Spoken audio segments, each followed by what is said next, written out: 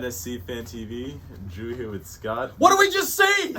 This video is not for kids. I'm gonna go ahead and just get it out now. A 2-0 defeat against Houston Dynamo. This video is not for children. Not for children. Yeah, that's exactly it. Cover your ears, kids. Cover your ears. Don't. So yeah, okay. So 2-0 at Houston, and a team that didn't look good. No. You mean us or them? Neither. It was pretty much 60 minutes or 60 minutes of garbage. Well, 30 minutes of hot garbage. The first 30 was hot garbage. Then like Lundqvist gets sent off, and that's good, or what? No, there was nothing good in that game. So the officiating was garbage. Our play was garbage. They had one moment of brilliance, which I thought was that Darwin heel ball. Maybe that through ball to Fafa was a bit of and that. But again, our defense looked garbage. But I thought that heel from Darwin that got knocked that was really great. And again, carving us up in ways that we really didn't anticipate. Willis covered that ball, and then again gives up the rebound, and it just goes straight to the rebound was inevitable. There was too much power in that shot. I can't believe and that happens. It's like, look, a little bit of brilliance, a really kind of crafty little play, it's like we can't. Yeah, we just can't. We can't. And I don't think we should even criticize the defense for that. That little situation was their plays were all where they needed to be. I mean, the fact that it wasn't even a second bite at the apple for. Was it Fafa who shot the first time? I think it was Rodriguez who Rodriguez, okay. It was the guy, I can't remember his name. Yeah, I got it written down. It was in the right spot after the rebound. Carrasquilla, He was consistently a thorn on our side. He was. But go all the way back. Rewind. Darwin, their 6. Yeah. I think, was he number 24 maybe? Yeah. He was a thorn on our side the whole all night. game. Yeah. He's a good player. He ended up picking up a card. Yeah, he's a great player. I think he's Salvadoran, right? I want to say he plays for their team. But anyway, their team's not the greatest, but he's one of the good players. Yeah, they've got good players. They've got good players, and that Fafa is fast. And so, look, I mean, but they're not a good team. No. They're not a good team, and they clearly had weaknesses, and very little was done on our side to really tear them up. There were 2 or 3 chances. There was the corner from Mukhtar that Sapong put off the crossbar. Yeah, right. There was the sort of the really great lead up that led to Zubac sort of having a nice touch and then a garbage shot. There was Mukhtar like to the left, in the box and then just skying it. Yeah, I right. mean, there were situations where things could have went well. So, there were I thought that there were lots of chances. And there were lots of chances that in some ways kind of got squandered because of the fact that we didn't do a lot with our crosses. And so there's been a lot of discussion just of late about like whether or not the cross game works. I think that given the way that our offense is set up, crosses come easily for us because we're so wide. But nobody's in the middle to receive them or to do anything with them. They get into the middle and then, or the keeper sees it coming. And I've been noticing lately, keepers just, okay, perfect. They're going to cross it in. I'm just going to grab it. And, no one's there and if we're playing 3 in the front, but Mukhtar is having to come back and effectively play like an 8. Yeah. Then that reduces our chances. Now Davis actually ended up coming up, so like almost there were times where it's like, what's Davis? Like Mukhtar's back almost like a 6 sometimes. Yeah, Mukhtar's he's all the way forward. Yeah, I mean, but to be fair, we had Zimmerman coming on late. We had a weird situation in the back. We had really weird starting situations. I think Hackinson did well, even though I felt like there were moments where everyone else was kind of shakier. And overall, I don't know. I guess I wasn't expecting a 2-0 defeat, but I wasn't expecting a great result away after that Wednesday game. And I guess I have to ask, like, and this is something Gary Smith said in the like post-match sort of interview, that you're only as good as your last string.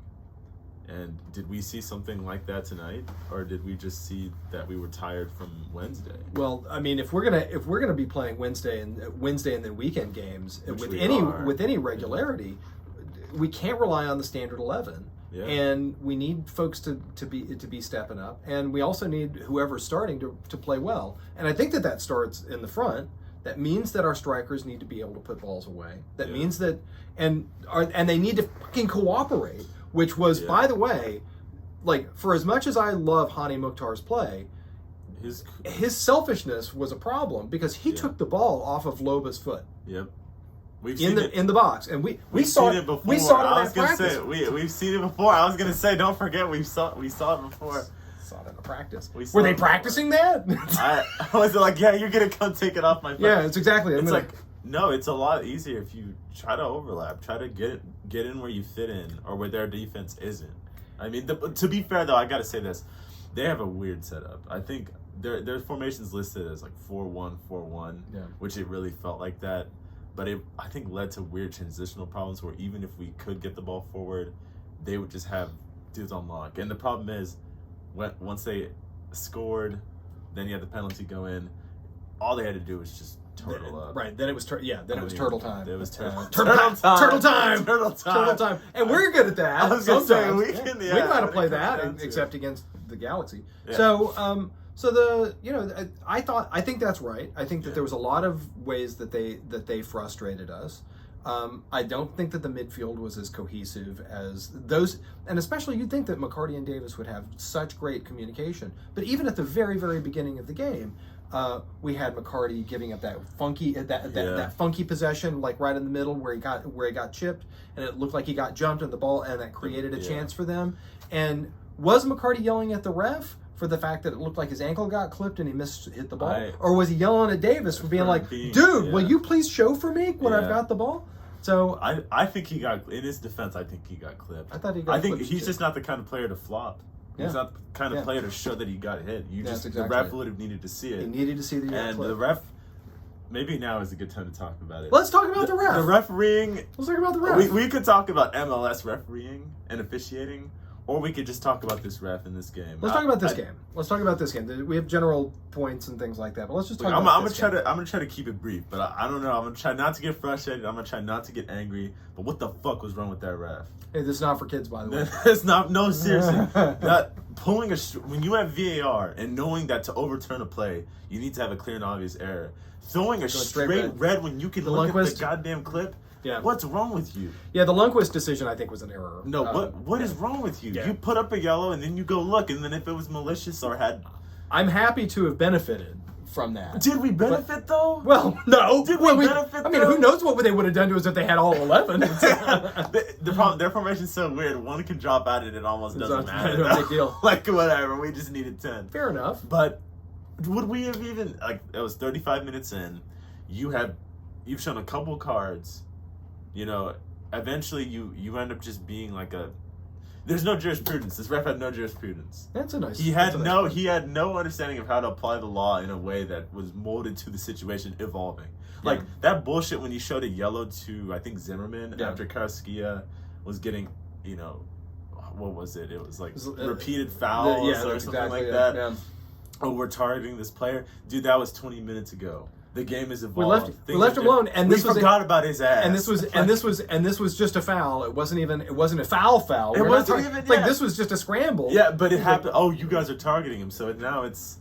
Oh my gosh, what is wrong with them? And then too, I'm gonna be honest. I'm looking at it both ways.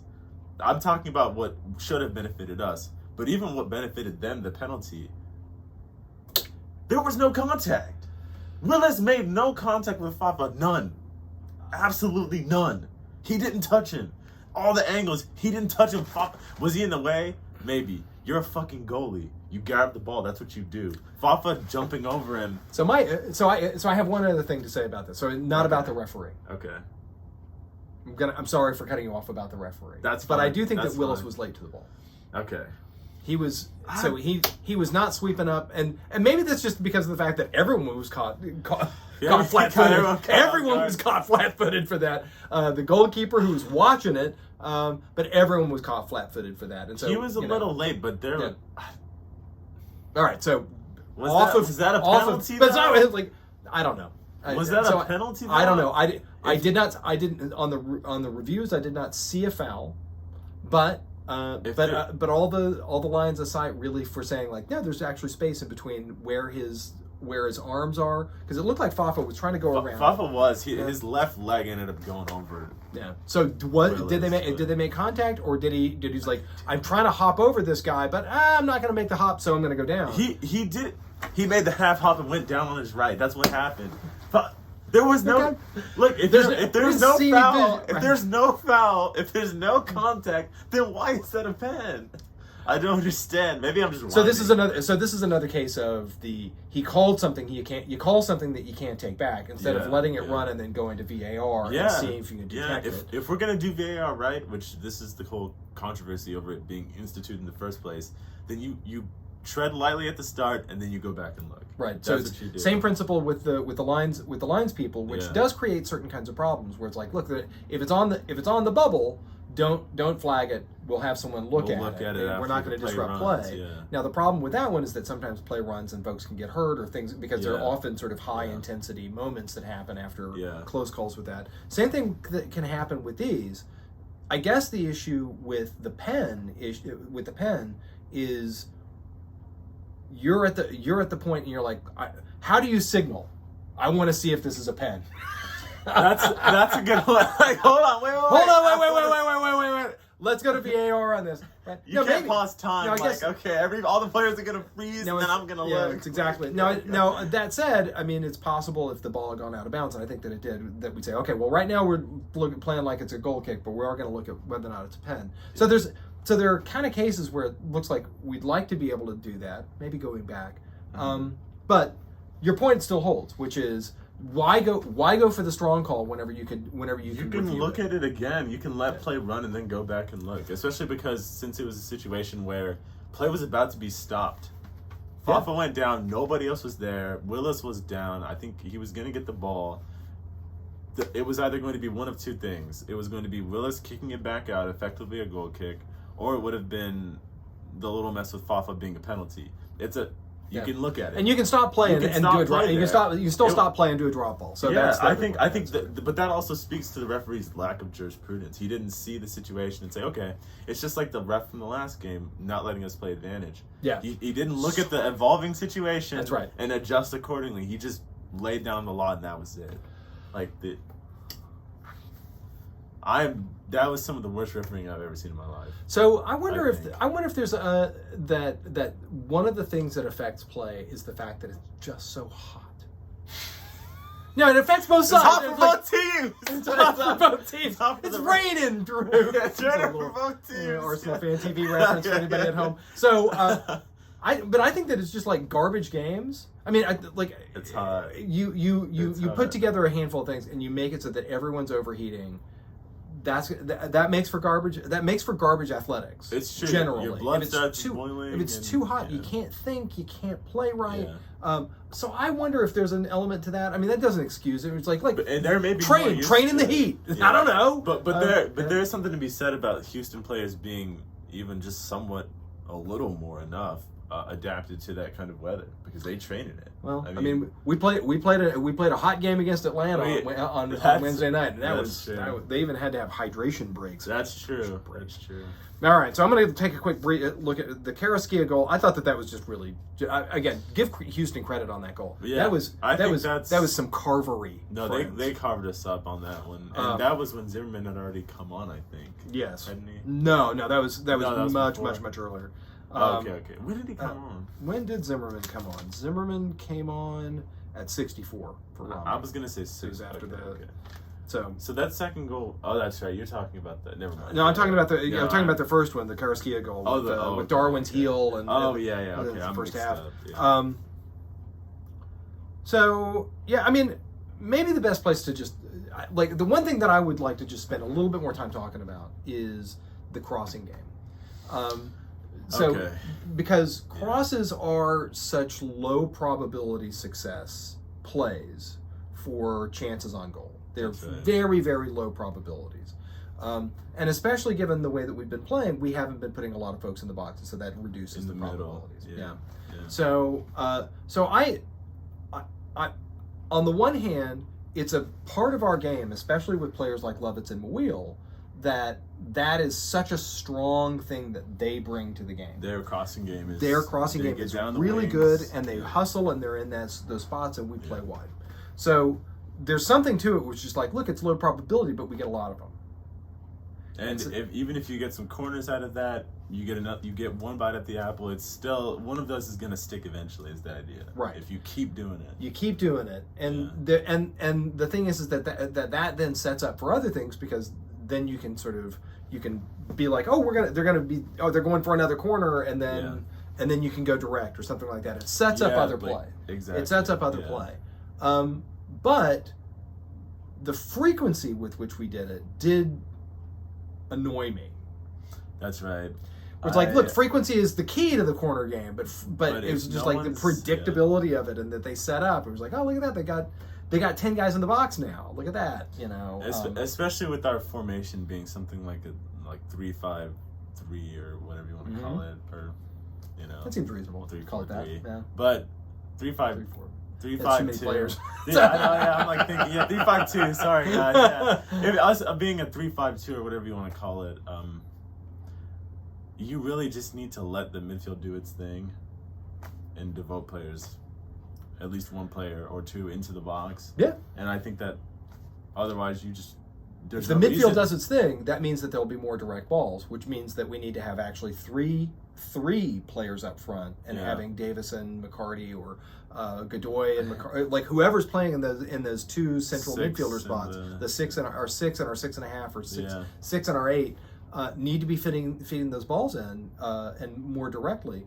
But the problem is that, like, especially in the second half, Mukhtar was coming back and collecting. He was having to come drop all the way back, and then you're all the way back here. You feed it to a winger, and now nobody's home. Yeah, like it completely undercuts all of that. And especially when they've got especially against fours defensively. Yeah, once they turtled up, it just was impossible. Yeah, to there's play no that way. Yeah. So the last and so the part of it was just the fact that we were playing very desperately and really truly like breathlessly chasing the game in the heat, and that on the one hand in the past has been like, well, that's what the boys in goal do. Boys in goal play from behind and play from behind. Yeah. But the chances didn't come. The sort of the directness of that play didn't show up. That's concerning to me. It is concerning, and going forward, those are huge structural things that have to be looked at, because if you're sending players down the wing, crosses in, that's their time, energy, etc., all going to nothing. Yeah. And the thought is that if we're playing wide like that, there should be spaces in the middle that are opening up. You should be stretching them. You should be stretching them laterally. Yeah. But no, that's right. So refereeing aside, strategically, we need to do something about the lack of. I think, and even the link-up play from our forwards has been lacking. Like last season, we remarked the MLS forwards. Mukhtar had some magic. They had synergy down. Yeah. I don't think I've seen that this season. I haven't seen that this season. I'm going to say, I'd like to see. I want Teal Bunbury's knee to get better. I want his knee to get better. That's who I want. That's who I want to see. He's explosive and draws defenders like. God, I love the way he worked. And so it just it hurts me that he's hurt. Yeah. Because I thought that he was a great second choice for the for that MLS in the front, to be able to be high energy, to harass, to crash. He was the kind of the jolt that we always needed. What do we need now? I think that Zubak is a great second choice. He's got high energy. He's clearly got control. Right. He's a silky dribbler. Yeah. Would like to see him pass the ball a little bit more accurately. Would like to see him be able to put all of his open chances away. But but I think that if he gets more time, he'll turn into something awesome. I think that's right, and that again maybe speaks to the question of depth. If we got more players with more time out, then maybe they'll work things out. Well, so we're gonna see. So we've got the game coming up with Montreal on Wednesday, and then Atlanta on Saturday, and then we go to Louisville. So we've got two really good teams coming to Nashville. We've got a really hot team in Montreal coming to Nashville. We do. Hopefully it'll be hot here, so that they'll be like they're little popsicles. And so they'll be like, "It's very hot here, mon chéri." Whatever they say in French from Montreal, if you get that whatever. So sure, yeah. there we go. So, but that's the thought, is that like maybe we'll have an advantage if it's A, home field, and B, a little bit hot for them. But we need to spice it up for them. That's exactly it. Make Jody's Park hell for the other guys. That's right. Wednesday night noise. Yep. All right, we done? I'm unfortunately done. Until Wednesday. What was that? All right, Wednesday. We'll see you on Wednesday. We'll see you Wednesday.